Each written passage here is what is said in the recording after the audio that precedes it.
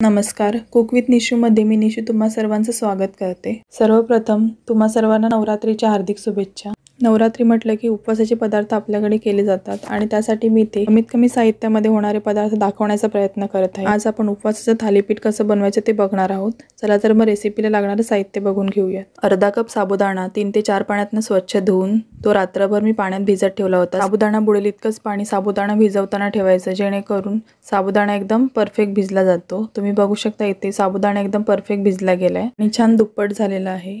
एक मध्यम आकाराचा उकडलेला बटाटा, 1 टीस्पून बारीक चिरलेली हिरवी मिरची, 2 टीस्पून बारीक चिरलेली कोथिंबीर, 5 ते 6 कढीपत्त्याची पानं बारीक चिरून घेतलेली आहेत। कढीपत्ता अगदी ऑप्शनल आहे। 1 टेबलस्पून लिंबाचा रस इथे घेतलेला आहे।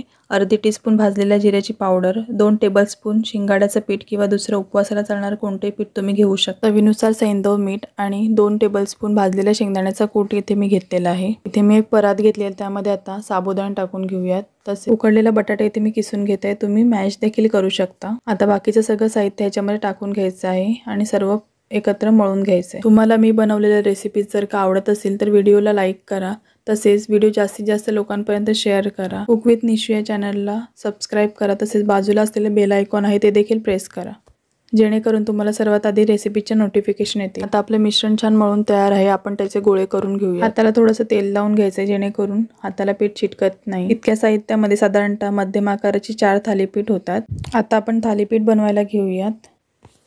त्यासाठी इथे मी केळीचं पान घेतले, त्याला थोडंसं तेल लावून घेते। तुमच्याकडे जर केळीचं पान नसेल तर तुम्ही प्लास्टिकच्या पिशवीचा देखील वापर करू शकता। अशा पद्धतीने गोळा स्प्रेड करून घ्यायचा आहे। मला हवं तर तुम्ही थालीपीठाची साईज थोडी मोठी देखील घेऊ शकता, पण मी इथे लहान आकाराची थालीपीठ घेतलेली आहे। तुम्ही बघू शकता आपल्या इथे उपवासाचं थालीपीठ तयार आहे। आता आपण ते तव्यावर भाजून घेऊया। इथे मी तवा मध्यम गरम करून घेतला, त्यामध्ये मी थालीपीठ घालून घेते। थालीपीठावर थोडं तूप सोडून घ्यायचं आहे आणि थालीपीठ दोन्ही बाजूंनी खरपूस भाजून घ्यायचं आहे। तुम्ही बघू शकता थालीपीठ छान भाजून तयार आहे। आता आपण बाकीचे थालीपीठ देखील अशाच पद्धतीने तयार करून घेऊया। थालीपीठ बनवून तयार आहे। मी इथे दह्याबरोबर थालीपीठ सर्व केलं। दह्यामध्ये मी थोडीशी साखर आणि सैंधव मीठ देखील घातलेलं आहे। गरमागरम थालीपीठ तयार आहे। तुम्ही देखील अशा पद्धतीने थालीपीठ बनवून बघा आणि कमेंट बॉक्समध्ये तुमच्या प्रतिक्रिया कळवा। Thanks for watching this video.